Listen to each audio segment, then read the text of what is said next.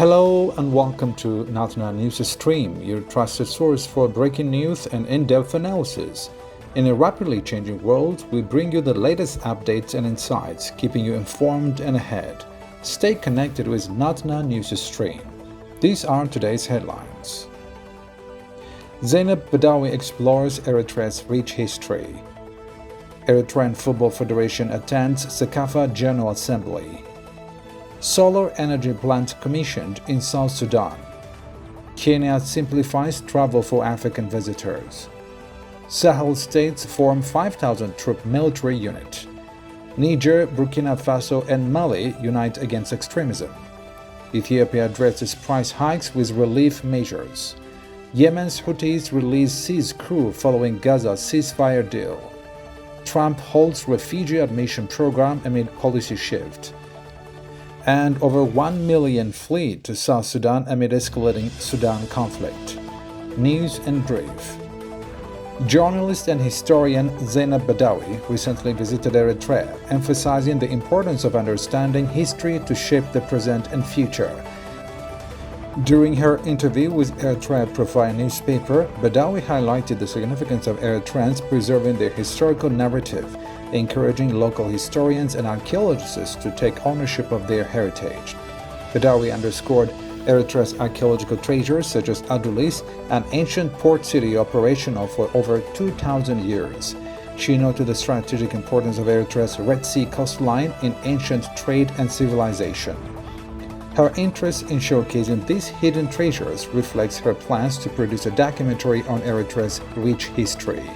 During her stay, Badawi engaged with government officials, UN agencies, and local communities. She observed collaborative efforts between the Eritrean government and international organizations to address challenges, particularly in infrastructure. She remarked that Eritrea's historical lens reveals a sophisticated civilization at its heart. The Eritrean National Football Federation ENFF President Paulos Waldhaimanot participated in the CECAFA General Assembly held in Juba, South Sudan. The event, attended by President Salva Kiir and officials from FIFA and CAF, aimed to strengthen regional football ties. The assembly marked a significant step in promoting football across East and Central Africa. Representatives from all 12 member associations discussed strategies to enhance regional cooperation and the development of the sport. Key initiatives included improving infrastructure and fostering youth engagement in football. President Waldhaimanot highlighted the importance of collaboration in building stronger football programs within the region. He expressed optimism about the positive impact such efforts would have on the sport's growth and its ability to unite communities across East and Central Africa. South Sudan's unity government, in collaboration with the Eritrean firm Israel Group, inaugurated a 20-megawatt solar plant in Gondokoro, Central Equatoria State. This project, coupled with a 40-megawatt battery energy storage system, aims to provide electricity to 16,000 households at reduced power costs. Vice President Taban Deng Gai called for more investments in green energy, citing the critical role it plays in development projects such as mining. He encouraged further investments in dams and other renewable energy sources to meet the country's growing energy demands. Israel Group's COO Nathaniel Gebrenegus stated that the project represents a step towards lowering electricity tariffs and advancing clean energy solutions. The government also plans to commission additional solar power plants to maximize the nation's vast solar potential.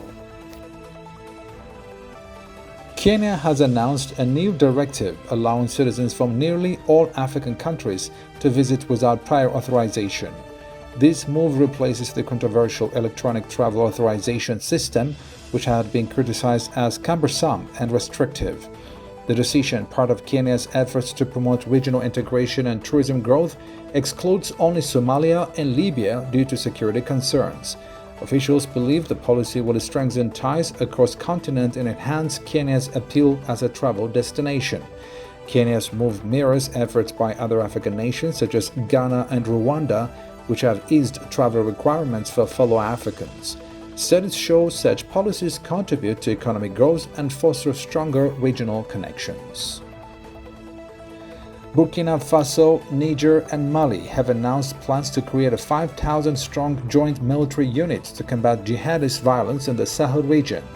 Niger's Defense Minister Salifo Modi stated that the unified force will include ground, air, and intelligence capabilities. The three countries, which share a history of military coups and ongoing extremist threats, formed the Alliance of Sahel States to address these challenges collectively.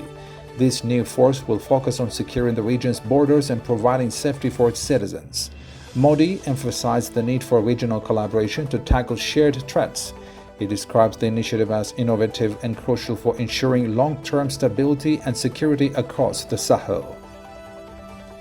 Eyob Takele, Ethiopia's State Minister for Finance, described recent price hikes as an unfortunate coincidence, explaining that the simultaneous reforms across multiple sectors were not deliberately planned. He called for better harmonization in implementing such changes.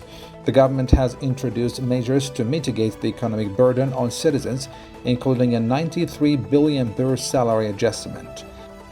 Eyob highlighted efforts to stabilize the economy while addressing public concerns over rising costs. The conflict in Sudan, which erupted in April 2023, has driven over 1 million people to seek refuge in neighboring South Sudan. The UN's latest data reveals that more than 770,000 individuals have crossed through the Jordan border in just 21 months, with tens of thousands entering through other points. The war between the Rapid Support Forces RSF and the Sudanese Armed Forces SAF has triggered one of the world's worst displacement crises. The UN High Commissioner for Refugees and the International Organization for Migration described the situation as dire, noting that resources in South Sudan are dangerously overstretched. Most of the refugees are South Sudanese nationals who had previously fled their country's civil war. Transit centers in Rank County, initially designed for 5,000 individuals, are now hosting over 6,000. The UN has urged the international community to provide immediate support to address healthcare, shelter, and water shortages in the region. The Houthi rebels in Yemen have released the crew of the Galaxy Leader cargo vessel following the recent Gaza ceasefire agreement. According to a statement from the Iran-aligned group, the 25-member crew, including Filipinos, Mexicans, Romanians, Bulgarians, and Ukrainians, were freed after 430 days of captivity and transported to Oman under the orders of Houthi leader Abdel Malik al-Houthi. The group emphasized that the release was coordinated with Hamas and mediated by Oman. The Supreme Political Council of the Houthis declared that this release symbolizes their ongoing support for Gaza and alliance with the truce efforts. Since November 2023, the Houthis have executed over 100 attacks on maritime vessels in the Red Sea and beyond, citing solidarity with Palestinians against Israeli aggression. These operations have resulted in the sinking of 2 ships and the loss of 4 lives. The group has warned that they will resume such actions if the ceasefire terms are violated. The U.S. State Department has suspended refugee admissions following an executive order signed by President Donald Trump. The internal memo stated that all scheduled refugee travel has been cancelled, with no new bookings to be processed until further notice. This directive is part of the president's policy to align refugee admissions with U.S. interests. The executive order, effective January 27, highlights concerns about the nation's ability to manage large-scale refugee entries. It declares that the United States lacks the capacity to absorb a significant influx of refugees, leading to the suspension of the United States Refugee Admissions Program. This move underscores the administration's focus on securing borders and prioritizing internal resources. Well, that's all the news for today. Thank you for watching Not Now News Stream. Remember to like, share, and subscribe to stay updated on global events. See you next time, and goodbye.